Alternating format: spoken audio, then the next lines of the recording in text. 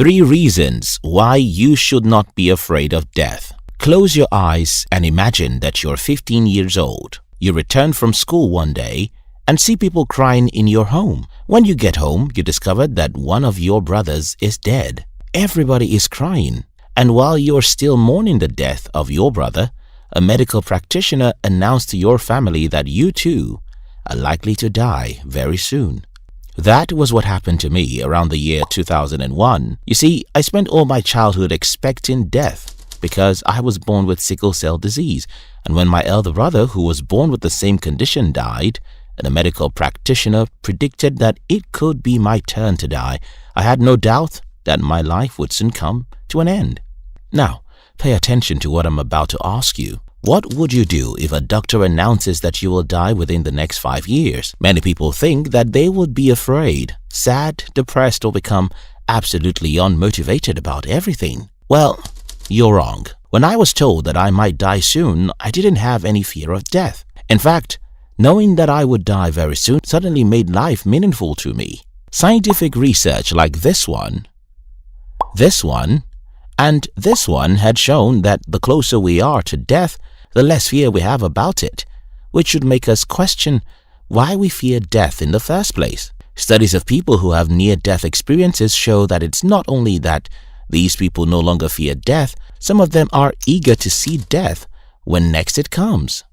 If you think this is crazy, you'll know why it is not before the end of this video. In this video, I will share with you 3 reasons why you shouldn't fear death, or at least why you should see death as a positive thing. For now, let's talk about this. Why we fear death. In his 1973 book, The Denial of Death, Ernest Becker wrote, and I quote, "The idea of death, the fear of it, haunts the human animal like nothing else." But think about it.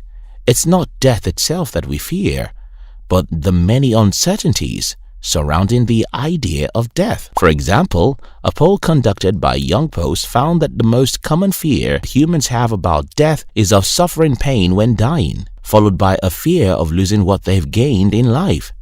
And a third fear is generally uncertainty surrounding what happens after death. Now, let's think about everything we fear about death and ask ourselves, what exactly can we do about them? What can we do even if there are pains before death? What can we do not to lose everything we've worked for? What can we do to know what's going on in the afterlife? When it comes to the subject of death, we can do nothing to change anything we're afraid of. In fact, the irony of death is that death is the only thing that gives life meaning.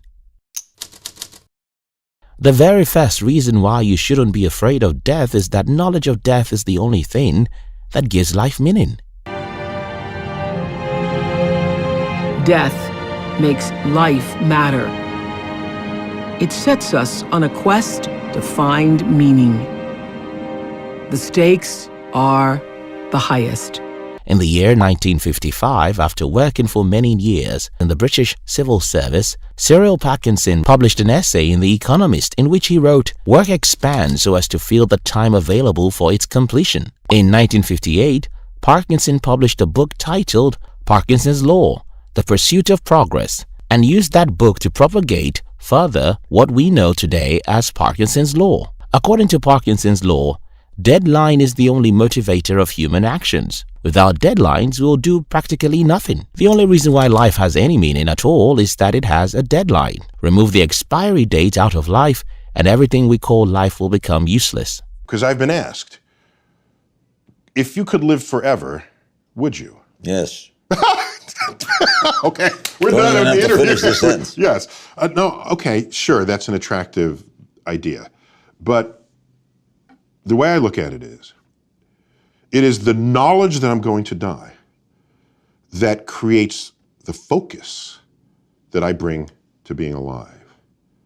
The urgency of accomplishment. The need to express love. Now, not later. If we live forever, why ever even get out of bed in the morning? It has happened to you in the past.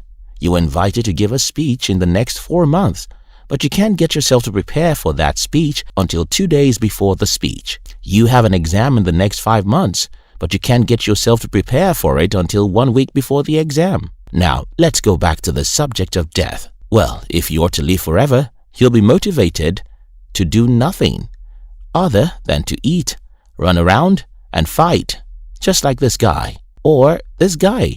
The only reason why you wake up in the morning and try to accomplish something with your life is that your life has an expiry date. Think about the greatest men who have ever lived: Isaac Newton, Steve Jobs, Johannes Gutenberg, Martin Luther King Jr., Mandela, or even Albert Einstein. Now think about their sense of urgency and how many sacrifices these people made to make our world a better place. What do you think is the motivator for all the great work they did? Death. In her 1959 book, Memento Mori, Muriel Spark wrote, "Without an ever-present sense of death, life is insipid." In his 1985 novel, White Noise, Don DeLillo asked the question, doesn't our knowledge of death make life more precious? Isn't death the boundary we need? Doesn't it give a precious texture to life, a sense of definition? You have to ask yourself whether anything you do in this life would have beauty and meaning without the knowledge you carry of a final line, a border, or limit. Without a sense of death, without a boundary to life, without the expiration date we are all aware of, what we call life would be absolute nonsense, useless, and even horrible. Remembering that I'll be dead soon is the most important tool I've ever encountered to help me make the big choices in life. The second reason why you should not fear death is that fear of death makes you avoid the thought of death. In psychology, this is called avoidance coping, and it is the most common strategy used by human beings when it comes to the subject of death. We avoid talking or even thinking about death because we are afraid of it. The problem with this strategy is that it pushes the reality of death under the carpet. Just as if it is not there, we then unconsciously forget about death. Now, the less you think about the reality of death, the less meaning your life will have. Let me explain. In 1845, the writer Fyodor Dostoevsky became famous after the publication of his first novel, Poor Folk. Sometime after him, he became devoted to left-wing politics and joined some radical groups. 3 years later, in 1848, the revolution broke out across all Europe, and a Russian radical group also started planning a revolution. But the Emperor of Russia, Caesar Nicholas, got to know about their plans. On April 23, 1849, Dostoevsky and 23 other members of the radical group were arrested, and after spending 8 horrible months in jail, they were sentenced to death. In his last minutes facing his death, Dostoevsky started thinking about life, how much he didn't value his life up until he was about to lose it, and how much he would cherish every minute of life if only he could escape death. He thought to himself, if I do not die, if I am not killed, my life will suddenly seem endless, a whole eternity, each minute a century. I will take account of everything that passes. I will not waste a second of life again. Just as if God listened to his prayer, a few minutes before they should be executed, a message came from the emperor that they should all be sent to 4 years in prison instead of death. Dostoevsky couldn't believe he escaped death, and now he was ready to live a meaningful life, even in prison. Before he was taken to the prison, Dostoevsky wrote to his brother, "When I look back at the past and think of all the time I squandered in error and idleness, then my heart bleeds. Life is a gift. Every minute could have been an eternity of happiness. Now my life will change. Now I will be reborn." While in prison, Dostoevsky wasn't allowed to write, but he had decided to live a meaningful life. So he did the unthinkable. Dostoevsky wrote novels in his head and memorized all his novels. Finally, in 1857, still serving the army period of his sentence, he was allowed to write and started publishing his work. Now, Dostoevsky was no longer an ordinary human. Before he faced death, he would write 1 or 2 pages per day and waste the remaining time. Now, he couldn't do that anymore. Dostoevsky would write, and write. Friends would see him walk in the streets of St. Petersburg, mumbling bits of dialogue to himself, lost in his characters and plots. His new motto was try to get as much done as possible in the shortest time. Right up until his death in 1881, Dostoevsky continued writing at a frantic pace, churning out novel after novel, Crime and Punishment, The Possessed, The Brothers Karamazov, as if each one were his last. The moral of Dostoevsky's story is this: seeing death as our ultimate destiny is by far the most powerful motivator. If you want to live a meaningful life, if you want to make a worthwhile contribution to the world, if you want to genuinely love people and appreciate life, you have to see death in your face, and this can only happen if you stop being afraid of death. We don't want what we fear to happen, so we deceive ourselves that it won't happen. But when you stop being afraid of death, then you can accept the fact that it will happen. Accepting this fact will then inspire you to live a worthwhile life. According to this 2012 study published by American Psychological Association, culture and people who embrace death and don't see it as an evil thing are more likely to 1. Express greater interest in enjoyable daily life activities, 2. Activate more life-related thoughts, and 3. Report enjoying daily life activities more. Think about that for a moment. Just as Dostoevsky started writing, started living a meaningful life after he escaped death, people who accept and embrace the idea of death actually enjoy life much more than those who fear death and try to pretend it won't happen. In his 1980 book, The Picture of Dorian Gray, Oscar Wilde wrote, "Some things are more precious because they don't last long." Knowing that death is real and accepting that reality without resulting in avoidance coping is the only way you'll maximize the 3 billion heartbeats you have got.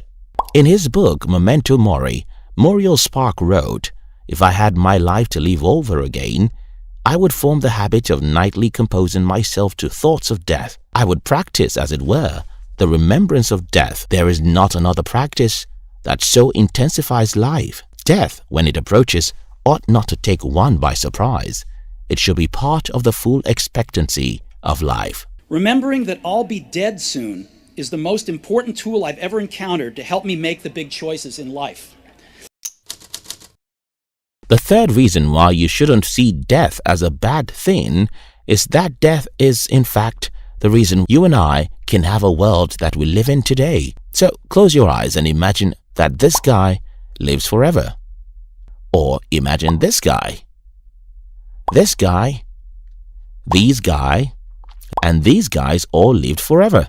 Imagine millions of evil people who have lived were to remain alive forever. You see something? Well, these people would have dominated, destroyed, and overcome the world. You and I would be slaves or will be treated like animals. So what a wonderful thing death is.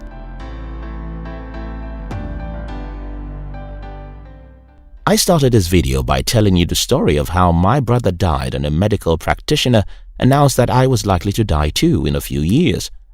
What I didn't tell you, however, was how that announcement changed my life. Suddenly, I became a different person. Even though I was just 15, I stopped messing around as my mates did. There was a national examination I would be writing around age 18. We call it WAEC in my country.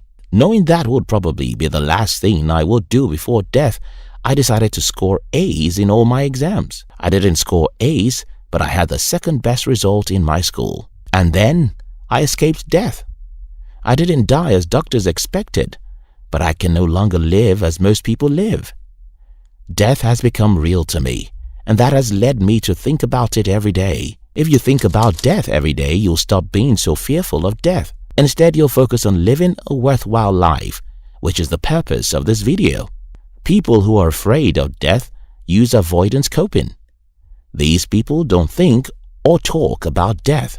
For example, this 2014 survey shows that 80% of people in the UK are not comfortable talking about death because they don't think often or talk about death. They've unconsciously assumed it's not coming. This then leads them to procrastinate. I'll do it tomorrow.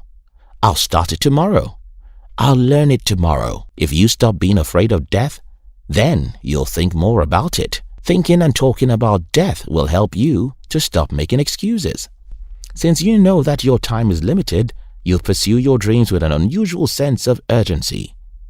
Accepting death as a good thing, or at least an agent that reminds us of our expiry date, means that we start pursuing our dreams now.